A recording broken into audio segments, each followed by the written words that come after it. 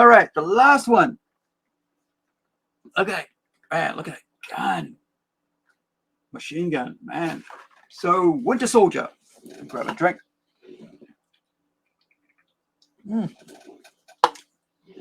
That took longer than I thought it would. So, okay, we're going to 2.5 hour mark.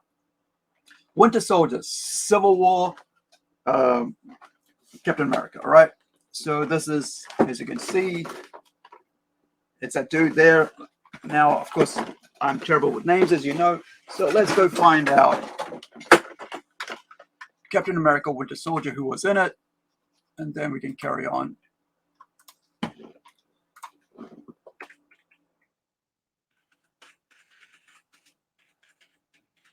Who's the actor?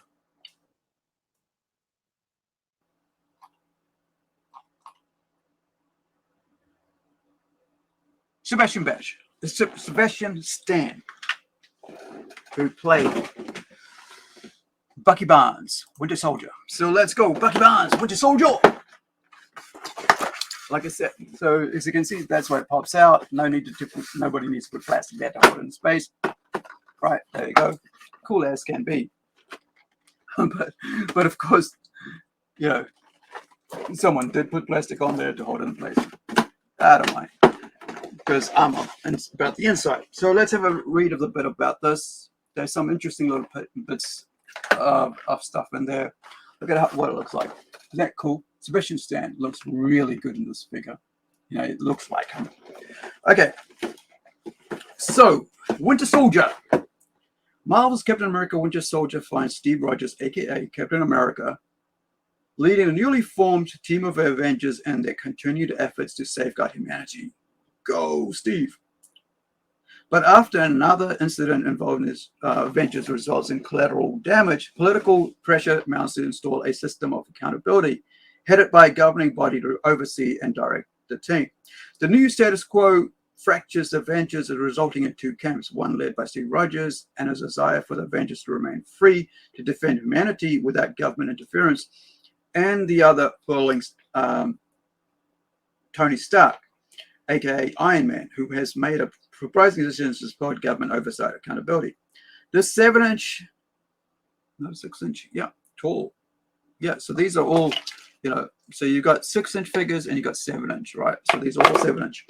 Scale select action figure of the Winter Soldier is based on his appearance in Marvel's Captain America Civil War and features 6 points of articulation and a diorama base. Collect all 3 figures to extend the diorama.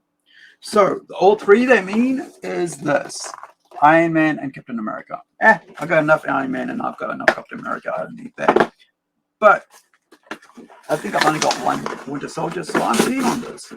I forgot again. Nope. I was just thinking, I forgot again. It's better to make it open to the other side, but it's not.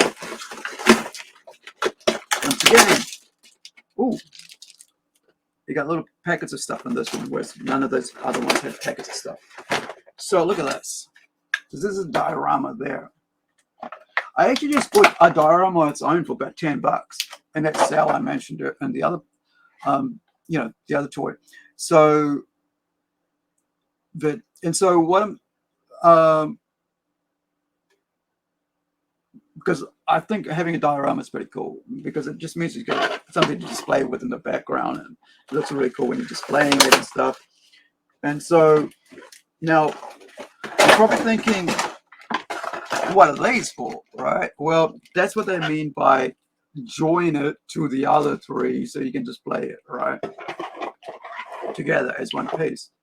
So right now, basically, you got a little plinthal mount, whatever platform, where you can put Clint onto.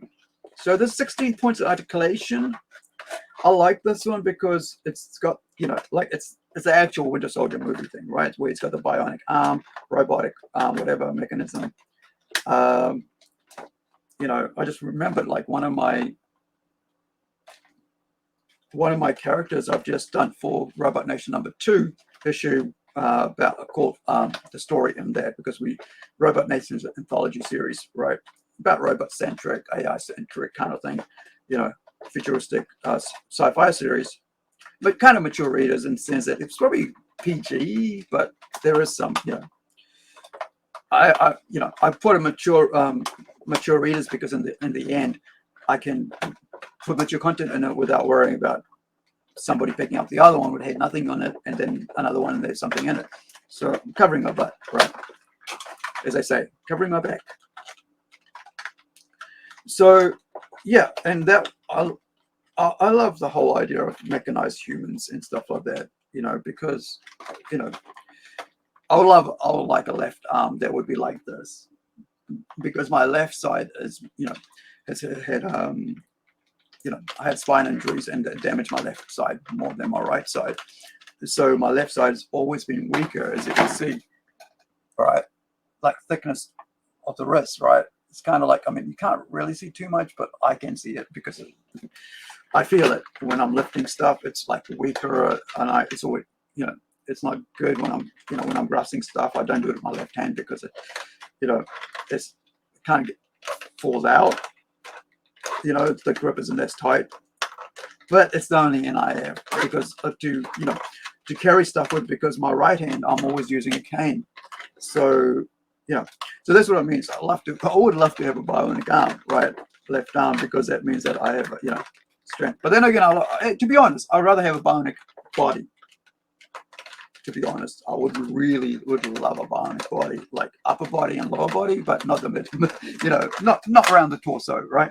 But so these are really cool figures. So if you really, like they say, if you really want to display it and have a really cool looking, you know, set for this diorama, you need Iron Man, and you need you know, you need the Captain America one for this one, because otherwise you've only got the one set. But I don't really need Captain America, Iron Man. I've got too many, to be honest. Like, I've got this freaking one just sitting here, Mark 1, and I've got a golden version of this Mark 1, right? So, but you know, it's pretty cool setup. You know, it'll be nice to see what it displayed on. So I'm gonna, you know, have a look at what others who have owned all three their display looks like. Because that's kind of one of the things, right? If you're a toy collector, you want to see what it looks like if it's all set up. But for me, I don't mind. I don't have to have everything. That's something I've made a choice in my, you know, my life. I'm like, I don't need everything, because then you just become a consumer, right? Buy. I just want what I want, and that's, you know, in a sense, it's like, so you just, you know, fulfilling, you know, your, you know, I guess. You're living within your limits, you know.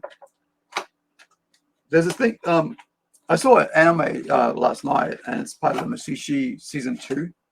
Mushishi. It's an animation about, like, I talked about it last night on the Kiwis and comic books thing. It's about spiritual entities, animals, and stuff, you know, creatures that are harmful towards, you know, that are benevolent, but they can be harmful if you mess with them. And so, you know, one of the guys gets told, don't whistle at night, right? And so he's excited to go home, and so he whistles at night, and these creatures basically start attacking, you know, a family member. And then he's like, I don't care, because this woman didn't treat me like a mother. And so he basically has a decision to make whether, you know, people in his family die and he becomes consumed of it and becomes a villain, or if he, you know, or if he just, you know, uses it for good, the skills he has, puts us in the daytime forever instead of at night. And that's some of the choices we got to make whenever we're faced with any decision in life. It can be very simple to take the high road or take the low road, you know. So with this one, like, because it's got this diorama, and it's, you know, and I don't know what the price point for these ones were. So you've got a set of fists,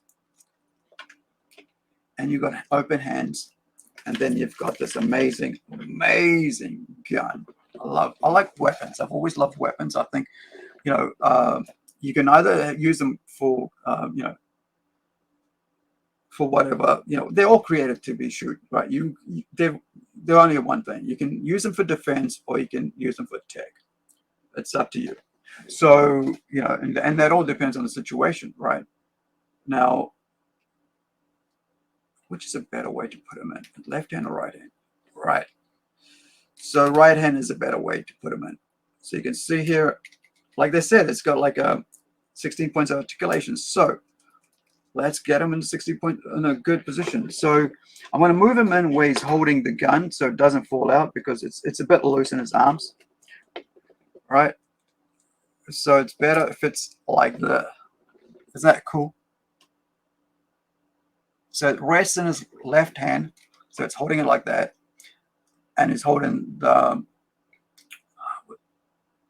with it. If we can get his trigger finger into trigger, would be cool.